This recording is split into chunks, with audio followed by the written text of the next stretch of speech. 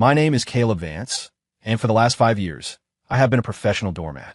I dedicated my life to pursuing Elena Sterling, the icy CEO of Sterling Corp., with pathetic devotion. Today, her father, Richard Sterling, a legendary shark in the business world, finally sought me out. He didn't waste time with small talk. He slammed a check onto the mahogany table. $50 million. Leave my daughter. I stared at the long string of zeros, my heart skipping a beat. 5 years. I hadn't even held Elena's hand, and now someone was offering me $50 million to quit. Was this real life? I held back tears of joy, accepted the check on the spot, and promised to stay far away from his daughter. I thought that once I took the money and ran, I could start a life of luxury and leisure. But I didn't realize that I was actually a character who had crossed over into a novel, and Elena was the protagonist. When I finally gave up on trying to win her heart, the plot of this world began to spiral in a direction no one could have predicted. $50 million. Leave my daughter. Inside the high-end coffee shop, the middle-aged man sitting across from me wore a bespoke Italian suit, his presence suffocating. Richard Sterling. I looked at the thin slip of paper on the table. The number written on it felt heavy as a mountain. $50 million. I had been a lapdog for 5 years. Rain or shine, I delivered artisanal coffee to Elena every morning.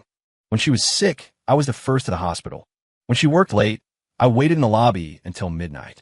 I drank for her at business dinners, took the blame for her mistakes, and let myself be humiliated like a clown in front of her many suitors. The result, I hadn't even held her hand. My brain spun rapidly. Over these 5 years, I had spent all my savings on Elena. My bank account balance was currently in the triple digits. My parents were still living in a rundown house in Ohio, their health failing. $50 million could give them a peaceful retirement and free me from this hopeless existence. Caleb, I've had you investigated, Richard said, his voice carrying undeniable authority. You're a smart kid. You should know that you and my daughter are from different worlds. This money is more wealth than you could earn in 10 lifetimes. It's enough for you and your family to live like kings. He thought I would hesitate. He thought I would struggle or show some display of undying loyalty to love. I looked up, my eyes instantly filling with tears, my voice choked with the pain of being crushed by reality. Mr. Sterling, you are insulting me. Elena and I are truly in love. I had to sell the performance. Richard looked at me, a flicker of contempt passing through his eyes, as if looking at a delusional jester. Truly in love. He sneered. She doesn't even remember your birthday. The flowers you send are thrown out by her assistant before they even reach her desk. That is your true love? Everything he said was a fact. Every word felt like a knife to the heart. But I couldn't break character yet. I stood up abruptly, hands slamming onto the table, my body trembling with feigned anger. Is money all that matters? In your eyes, can every emotion be measured in dollars? 5 minutes. My time is precious, Richard said, glancing at his Patek Philippe watch, ignoring my outburst. I took a deep breath, acting as if I were making the most difficult decision of my life. I sat down slowly, reached out a trembling hand, and agonizingly pulled the check toward me. Then, under Richard's gaze, I snatched the check and stuffed it into my jacket pocket with lightning speed. The movement was so fast he barely registered it. Mr. Sterling, don't worry, I said, wiping away my tears and looking solemn. From this day forward, if I, Caleb Vance, ever actively contact Elena Sterling again, may I be struck by lightning. I will disappear. I will vanish from her world completely. Richard was stunned. He had probably prepared a whole speech to counter my begging or bargaining, but he never expected me to agree so crisply. I stood up and gave him a respectful, slightly theatrical bow. Thank you for the opportunity, sir. I wish you good health and booming business. With that, I didn't look back. I rushed out of the coffee shop, terrified he might change his mind. Once I hit the street, my heart was still pounding wildly. I pulled the check from my pocket and held it up to the sun. The zeros were beautifully real. Freedom. No more waking up at 5:00 a.m. to line up for that specific bagel place she likes. No more forcing a smile at Elena's ice-cold face. I pulled out my phone and unhesitatingly blocked Elena on every platform. iMessage, WhatsApp, Instagram. Deleted and blocked. The world instantly felt quieter. I hailed a cab right there on the curb and went straight to the bank. When the teller looked at me like I was insane while verifying the check, and finally confirmed that $50 million had been deposited, I felt like I was dreaming. Walking out of the bank, the sun was shining perfectly. The first thing I did was call my parents back in Ohio. Dad, quit the construction job. It's too hard on you. And tell Mom to stop cleaning houses. On the other end, my dad paused, his voice raspy. What kind of nonsense is that? If we don't work, how are you going to afford a wife? I made it big, Dad. I grinned, tears flowing uncontrollably. Seriously, I just wired $5 million to your account. Buy a big house, eat good food. I'll figure out the rest. Hanging up, I squatted by the roadside, crying and laughing like a fool. 5 years. The humiliation of those 5 years was worth it. The next day, I slept until I woke up naturally. Sunlight streamed through the gap in the curtains. I opened my eyes, feeling a momentary disorientation. No need to wake up early. No need to agonize over what flavor of latte to bring Elena. The feeling was strange, yet incredibly comfortable. I picked up my phone and opened a travel app. The world is big, and I want to see it. Before, that was just an inspirational quote. Now it was my reality. I booked a first-class ticket to Aspen, Colorado. I packed a few clothes and was ready to go. Just as I was humming a tune and dragging my suitcase to the doorbell rang. I was confused. Who would come at this hour? I looked through the peephole and froze. Standing outside was Elena's personal assistant, Chloe. Flanking her were 2 bodyguards in black suits and sunglasses, looking menacing. My heart skipped a beat. Did Richard change his mind? Was he here to take the money back? I immediately deadbolted the door and pretended no one was home. Caleb, I know you're in there. Open the door. Chloe's voice came through the wood, laced with anxiety and impatience. If you don't open up, we'll pick the lock. Ms. Sterling wants to see you. Ms. Sterling? Which Sterling? The father or the daughter? My mind raced. If it was Richard, I wouldn't open the door, even if it killed me. If it was Elena, what did she want? Caleb, what the hell are you playing at? Why did you block the CEO? Chloe was still shouting. I steel myself and opened the door. Can I help you, Chloe? I leaned against the doorframe, projecting laziness. Chloe stared at me, stunned for a moment, then frowned. She probably hadn't seen me this relaxed before. In the past, whenever I was in front of her or Elena, I was always visibly eager to please. Caleb, why didn't you bring Miss Sterling her breakfast yesterday? She demanded, as if I had committed a capital crime. I almost laughed out loud. Why should I bring her breakfast? I asked. Chloe was taken aback. She opened her mouth, seeming to find the question absurd. Aren't you always? That was the past. I interrupted her. Not anymore. Chloe's face turned ugly. She looked me up and down, her eyes full of suspicion. What do you mean? Caleb, are you playing hard again? Let me tell you, Ms. Sterling hates these games. Don't shoot yourself in the foot. She thought I was using some tactic to get Elena's attention. She had no idea I had taken the money and cashed out. No hidden meaning. Just literally what I said. I shrugged. From now on, Ms. Sterling and I go our separate ways. If there's nothing else, I have a plane to catch. I moved to close the door. Stop. Chloe panicked, stepping into the entryway to block me. Ms. Sterling ordered you to come to her office. Immediately. I looked at her and laughed. She tells me to go, so I go? Chloe, are you confused? I'm not her employee, and I'm not her servant. If she wants to see me, tell her to come here herself. Chloe's face went white with rage. Caleb, don't be ungrateful. I'm being ungrateful. What are you going to do about it? I completely let go. I had the money. What was I afraid of? I sidestepped her, dragging my suitcase out the door. The 2 bodyguards immediately stepped forward, blocking my path. The atmosphere instantly tensed. I looked at them, calculating. If it came to a fight, I'd lose. But this was a lawful society. They wouldn't dare do much. Move, I said, my voice turning cold. Mr. Vance, please come with us, one of the bodyguards said expressionlessly. Just then, my phone rang. It was an unknown number. I answered. Caleb, where are you? The voice on the other end was Elena's, cool and crisp. It was the first time in 5 years she had actively called me. Hearing Elena's voice, I didn't feel a shred of excitement. Instead, I just felt annoyed. What do you want? My tone was flat, like I was talking to a stranger. Silence hung on the line for a few seconds. She probably didn't expect me, the man who usually obeyed her every whim, to speak to her like that. Why didn't you come yesterday? Her voice carried a trace of barely undetectable grievance. I paused and found it funny. Grievance? The high and mighty Ice Queen CEO had feelings. Why should I come? I threw Chloe's question right back at her. Caleb, her voice rose, tinged with anger. What kind of crazy episode are you having?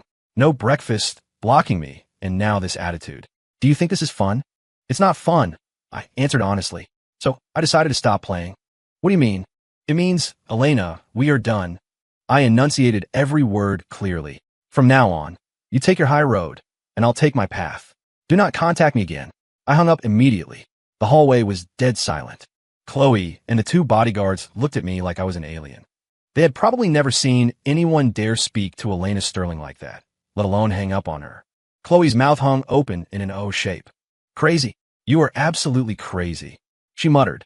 I ignored her, dragged my suitcase around them, and walked straight to the elevator. This time, the bodyguards didn't stop me. They were likely stunned by my behavior and froze. As I stepped into the elevator and hit the close button, I saw Chloe snap out of it and rush forward, but it was too late. The door slid shut, cutting off her shocked and angry face. I leaned against the elevator wall and exhaled a long breath. That felt good. Paying back 5 years of indignity in one go felt better than earning $50 million. I dragged my luggage out of the complex, hailed a ride, and headed straight for the airport. Sitting in the spacious first-class seat, sipping champagne offered by the flight attendant, I felt like my life was finally beginning. As the plane took off, I watched the city shrink below me, and the last lingering attachment to the past vanished like smoke. Goodbye, Elena Sterling. Goodbye to my pathetic past. However, I didn't know that the moment I hung up the phone in the CEO's office of Sterling Corp, Elena was gripping her phone so hard her knuckles turned white. For the first time, a look of panic appeared on her exquisite face. Just a moment ago, memories that didn't belong to her suddenly flooded her brain. Plot deviation detected. Character Caleb has abandoned the route. Narrative stability decreasing. Protagonist halo weakening. World stability critical. A series of cold, mechanical voices rang in her mind, splitting her head with pain. She didn't understand what it meant, but she had a terrible premonition.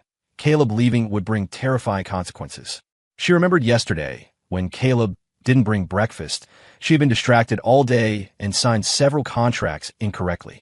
She remembered just now, Caleb speaking in that strange, icy tone, and a panic she had never known surged in her chest. Chloe, she grabbed the landline, her voice cracking with urgency. Investigate. Find out where Caleb is right now.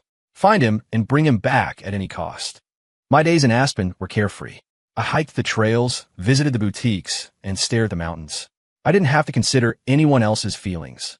I lived only for myself. I got a new phone number and completely severed ties with the past. I thought my new life would continue peacefully like this.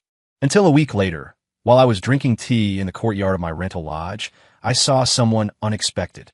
Elena. She was wearing a simple white sundress, her hair falling loosely over her shoulders, her face showing signs of travel fatigue. She stood at the courtyard gate, staring at me quietly. The sunlight hit her, making her look less like an imperious CEO and more fragile. I admit, I was a little surprised. How did she find me? Why was she here? But after the surprise came calm. I wasn't the Caleb whose heart would race at a single glance from her anymore. I set down my teacup, stood up, and walked over to her. Ms. Sterling, long time no see. I greeted her politely, my tone distant. She looked at me, her lips moving as if she wanted to say something, but finally, she squeezed out a few words through gritted teeth. Come back with me. That commanding tone again. I smiled. On what grounds? I asked. On the grounds that. She seemed provoked by my attitude, but was trying to suppress it. You have to come back with me. Ms. Sterling, let me say this again. I am nothing to you anymore. Where I go and what I do is my freedom. You have no say in it. Caleb. She stepped forward and grabbed my wrist. Her hand was cold and gripped tight. What exactly do you want? Money? Status? Company shares? As long as you come back, I can give you anything. She spoke urgently, as if afraid I would vanish the next second. I looked at her and suddenly felt pity. To her, could every problem be solved with a transaction? I don't want anything. I gently shook off her hand. I just want to live my own life. A life without you. Do you understand? My words were like a blade, piercing deep in her heart. She staggered back a step, her face instantly turning pale. Why? She whispered, her eyes full of confusion and pain. Why has it suddenly become like this? Weren't we fine before? Fine. I felt like I heard the world's biggest joke. Elena, ask your conscience. In 5 years, did you ever give me a warm look? Did you ever truly see me? In your eyes, was I any different from a stray dog on the street? My question left her speechless. She probably never imagined that the man who always followed her, giving her whatever she asked for, had accumulated so much resentment. She opened her mouth, but couldn't say a word. Your father gave me $50 million to leave you. I calmly dropped the bombshell. Elena's pupils constricted violently. She looked at me in disbelief. What did you say? I said, your father paid me off. I looked her in the eye and repeated, word for word. And I took the money, so I left. It's that simple. In that moment, I clearly saw the light in her eyes extinguish bit by bit. She had assumed I left a play hard to get. She thought if she lowered herself to find me, I would wag my tail and follow her back. She never imagined the truth was so cruel and pragmatic. Her love, her dignity, in her father's eyes, was worth 50 million, and the man she thought loved her deeply had abandoned her for that money without hesitation. It was a double betrayal. She stood there, teetering, looking like a delicate flower ravaged by a storm. Tourists walked by, oblivious to the drama in the corner. I felt no pleasure seeing her like this, only the fatigue of detachment. Elena, we're even. I turned to leave. Stop, she screamed, her voice hoarse and laced with a desperate madness. I looked back. She had pulled a checkbook and pen from her bag. She scribbled a number furiously, tore it out, and shoved it in my face. My dad gave you 50 million? I'll give you 500 million. Her eyes were red, staring at me intensely. Come back. Come back to me. I looked at the check. The number made my breath hitch. 500 million. This woman was truly crazy. Looking at the check worth $500 million, and then at Elena's face written with paranoia and madness, I had only one thought. Run. This woman was no longer stable. I didn't take the check. I just shook my head. Elena, you don't understand. I sighed. It's not about money. Not about money. She laughed hysterically. Caleb, stop pretending. People like you, isn't it always about money? 50 million isn't enough? Then 500 million. A billion. As long as you come back, I'll give you shares in Sterling Corp. Her laughter was sharp and piercing, drawing side eyes for people nearby. I frowned. Are you done making a scene? Me making a scene? She pointed at her own nose, tears sliding down her cheeks. Caleb, who is causing this? It's you. You vanished without warning. You disrupted every habit I've formed over 5 years. Do you know that without the breakfast you bring, my stomach hurts? Without you waiting for me when I work late, I get scared. And now you tell me you don't want money. Her accusations felt absurd. Elena, get this straight. I'm not your personal chef, and I'm not your bodyguard. I am a living, breathing human being, and I have my own dignity. Dignity? She sneered. How much is your dignity worth? 50 million? My dignity is priceless. I looked at her and spoke firmly. So, keep your 500 million. I didn't look at her again. I turned and walked away fast. Caleb, stop right there. She screamed behind me, straining her voice, but I didn't look back. I was afraid if I stayed another second, I might blurt out the truth about the book. But logic told me I couldn't. That might trigger even more unpredictable consequences. I rushed out of the lodge, grabbed a taxi, and went straight to the airport. I had to leave, get as far away from this crazy woman as possible. I bought a ticket for the next flight abroad. Destination didn't matter. Sitting on the plane, I finally exhaled. However, I underestimated Elena. When I landed and turned on my phone, a news alert popped up. Sterling Corp CEO Elena Sterling announces she will use her entire personal fortune as a reward to find ex-boyfriend Caleb Vance. Below the headline was my photo, my college ID photo. I stared at the screen, dumbfounded. Her entire assets? The heiress of the Sterling Group? How many billions was that? She was turning the whole world into bounty hunters looking for me. I turned off my phone and buried my face in my hands. This had spiraled completely out of control. For the next few days, I lived like a fugitive. Elena's bounty caused a global sensation. I became the world's most famous ex-boyfriend. Everywhere I went, I felt eyes on me. I couldn't stay in hotels or eat at restaurants. I moved through cheap hostels like a vagrant. My passport info was flagged quickly. Within days, I was invited to a police station in a small town. I thought I was done for, but the person who came to bail me out was unexpected. Richard Sterling. He looked much more haggard than the last time we met. There was gray at his temples now. Come with me. He glanced at me, his tone complex. I followed him onto a private jet. The atmosphere on board was oppressive. Why? I finally asked. Why help me? Shouldn't he want me gone the most? Richard poured himself a glass of red wine, took a sip, and spoke slowly. Because Elena is losing her mind. He told me that after I left, Elena became a different person. She stopped working and locked herself in her room, her only obsession finding me. She didn't care about using connections or even tanking the company's stock price to force me out. I didn't expect you to have such an impact on her, Richard said, sounding tired and defeated. I certainly didn't expect her to love you this much. Even he seemed baffled saying the word love. I gave you that money. That was my mistake. He looked at me earnestly. I thought money solved everything, but I underestimated emotions. Caleb, I'm not asking you as the chairman of Sterling Corp. I'm asking you as a father. Please, Asking me to do what? Just go back and see her. He sighed. If you go back, you can name your terms. Money, shares, whatever I can give, it's yours. I fell silent. I never thought Richard Sterling would speak to me with such pleading humility. I looked at the clouds outside, feeling conflicted.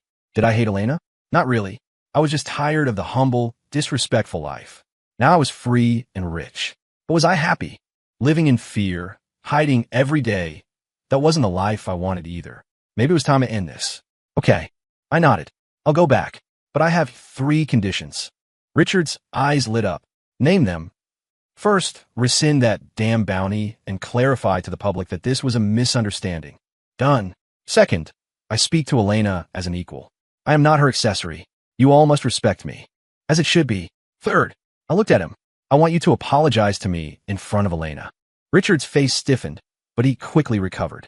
He nodded solemnly. Agreed. The private jet landed on the Sterling Estates private strip. I followed Richard into the castle-like villa. In the living room, a woman wearing pajamas, hair messy, was curled up on the sofa clutching a pillow, staring blankly at the TV. The screen was displaying a candid photo of us from college. It was our only photo together. I had paid a younger student to take it, pretending to walk past her, so I'd be in the frame. She had lost so much weight, her eyes sunken, completely devoid of her usual CEO charisma. Seeing her like this, I felt a strange pang in my chest. Elena, look who's here. Richard's voice was gentle, afraid of startling her. Elena slowly turned her head. Where her gaze landed on me, those dull eyes instantly lit up. She blinked, as if seeing a hallucination. Caleb, her voice was terribly raspy. I nodded. The next second, she launched herself like a cannonball, hugging me tightly. Her body was trembling, holding me with such force it felt like she wanted to merge me into her bones. You're back. You finally came back. She buried her face in my chest and wailed, crying like a child who had suffered a massive injustice. I stood stiffly, letting her hold me. Richard watched this scene, sighed quietly, and turned to me. Caleb, I'm sorry. He apologized to me right in front of Elena. I was wrong before. I shouldn't have measured your relationship with money. I apologize. His attitude was sincere. Feeling the trembling body in my arms and listening to the suppressed sobs, the hardest ice in my heart seemed to melt. Maybe I was a trance migrator. Maybe she couldn't leave me because of the plot's settings. But in this moment, her tears and her embrace were real. I raised my hand, hesitated, and finally patted her gently on the back. I'm back. Elena's emotions gradually stabilized. She held my hand, refusing to let go for a second, terrified I would vanish again. We sat on the sofa, and Richard ordered dinner. At the table, the atmosphere was subtle. Elena kept putting food on my plate, asking about my well-being, displaying an attentiveness that felt alien. Was this the same iceberg CEO who used to ignore me? Caleb, try this. I had the kitchen make it specially for you. Caleb, you've lost weight. Eat more. I looked at the mountain of food in my bowl, half laughing, half crying. Enough, enough. I can do it myself. No, you have to eat it all, she insisted stubbornly. Looking at her red, bloodshot eyes, I eventually compromised. After dinner, Elena dragged me to see her room. It was huge, decorated in her usual cold style, black, white, and gray, but filled with traces of me. On the desk were all the small gifts I had given her. She had never used them, but they were preserved perfectly. In the walk-in closet hung a dress I once said looked nice. She had never worn it. And on a nightstand lay a photo album. Curious, I picked it up. Inside were photos of me playing basketball, me reading in a library, me waiting for her in the rain. All candid shots. I looked at her in shock. I had Chloe take them. She lowered her head, voice small. I was afraid I'd forget what you looked like. My heart felt like it had been slammed by something heavy. So, without me knowing, she had been secretly watching me too. Beneath that iceberg, there was a hidden fire. Just then, a cold mechanical voice rang in my mind. Detected intense, emotional fluctuation in protagonist. Love value breaching critical point. Plot correction initiated. Warning. World lines merging uncontrollably. Original male, lead, arrival imminent. My heart jumped. Original male led. The book I crossed into was a typical CEO romance. Elena was the heroine, but the hero wasn't me, the simp side character. The hero was a dominant CEO returning from abroad with an equally prestigious background named Julian Thorpe. According to the original plot, he was supposed to make a dazzling entrance after I, the heartbroken simp, had exited the stage engaging in a battle of equals and love-hate romance with Elena. Now, because of my departure and return, the plot was totally scrambled, and he was showing up early. This was trouble. Before I could recover from shock, the doorbell rang. The maid opened the door. A tall, handsome man walked in. He wore a perfectly tailored Armani suit, a faint smile on his lips, eyes sharp as a hawk. "Elena, I'm back." His first sentence instantly solidified the air in the living room. Elena saw him, and the color drained from her face. "Julian? You? Why are you here?" Julian Thorpe, the original protagonist. He ignored Elena's surprise, his gaze bypassing her to land directly on me. It was a scrutinizing, hostile look. "You must be Caleb?" He walked toward me, extending a hand. "Hello, I am Julian Thorpe, Elena's fiancé." "Fiancé?" I looked at Elena. She shook her head frantically. No, Caleb, don't listen to him. Our families arranged the engagement when we were children. Who in our circle doesn't know?" Julian smiled, a provocative edge to it. "You were just a pastime for Elena when she was bored. Now that I'm back, you should know your place and leave." His words were like a poisoned dagger, plunging accurately into Elena's heart. "Julian, shut your mouth." Elena was trembling with rage. "I have nothing to do with you. My only fiancé is Caleb." She rushed over, clutching my arm to declare her allegiance to Julian. I could feel her body shaking. She was afraid. I looked at this rival who had popped up out of nowhere, then at Elena standing resolutely by my side, and suddenly found it funny. What was this mess? I was a transmigrator who took the money to run. How did I become the center of a tug-of-war between two CEOs? "Elena, don't forget, your father has already agreed to our marriage. Furthermore, Sterling Corp's recent major projects require capital support from the Thorpe family. Are you sure you want to ruin the cooperation between our families for a man who isn't fit for the table?" He was threatening her. Elena's face went even paler. She knew Julian was telling the truth. Sterling Corp had cash flow issues and desperately needed the injection. That was why Richard had tacitly approved the engagement. I watched Elena struggling, then looked at Julian's smug face, and suddenly felt very annoyed. I patted Elena's hand gently to reassure her. Then I took a step forward, facing Julian directly. "Mr. Thorpe, is it?" I smiled. "You're right. I'm not fit for the table. However, I have a flaw. I have a bit too much money." I pulled out my phone, brought up my bank account balance, and shoved it in his face. $50 million was the breakup fee Mr. Sterling gave me. I haven't spent it. I'm giving it back. On top of that, I am injecting an additional $10 billion into Sterling Corp. There is only one condition. I paused, looking at Julian's face turning instantly ashen, and spoke clearly. "You, get out of here. Right now." The living room fell into a deathly silence. Everyone was stunned by my words. Julian's face cycled between green and white, as if he had been slapped 100 times in public. He had probably never suffered such humiliation in his life. He stared at the terrifyingly long string of numbers on my screen, his eyes full of disbelief. "Where'd you get this money?" he gritted out. "You don't need to worry about that," I said coolly, putting my phone away. "You just need to know that right now, I am richer than you." "You?" Elena was stunned too. She looked at me, then at Julian, and suddenly burst out laughing. Her laughter sounded like ice melting, bringing spring back to the world. "Julian, did you hear that?" She stepped to my side, affectionately holding my arm, chin raised high. "My man is much richer than you. So, Sterling Corp doesn't need your family's investment." This was probably the biggest Waterloo of Julian's life. He thought he was the chosen one returning with a royal flush, only to be met with 4 aces. His face was hideous as he glared at me, looking like he wanted to kill me with his eyes. "Good, very good." He squeezed the words through his teeth. "Caleb, Elena, just you wait." With that, he slammed the door and stormed off. After he left, Elena couldn't hold back anymore, leaning on me and laughing uncontrollably. "Caleb, you were so handsome just now." I looked at her bright smile and felt an indescribable satisfaction. The feeling of smashing someone with money was incredibly satisfying. "Aren't you afraid he'll retaliate?" "Afraid of what?" "We'll cross that bridge when we get to it," she said indifferently. "Besides, now that I have a billionaire backing me, I'm not afraid of anything." Her eyes were sparkling with adoration and love. Just then, Richard, who had been silent, walked over. He looked at me, his gaze complex. "Caleb, thank you," he said gravely. I shook my head. "I didn't do it to help you. I did it for her." I pointed at Elena.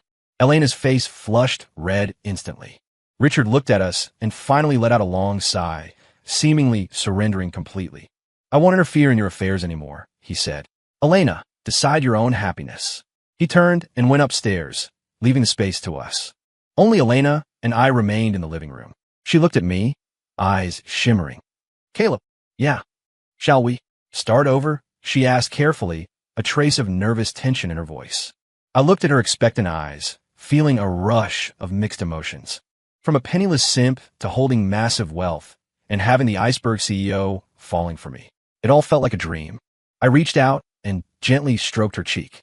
Okay, I heard myself say, because I suddenly realized, even without the plot settings, without the money drama, I seemed to still like this woman who cried for me and laughed for me. Maybe from the very beginning, I didn't cross into this book to conquer her, but to meet her.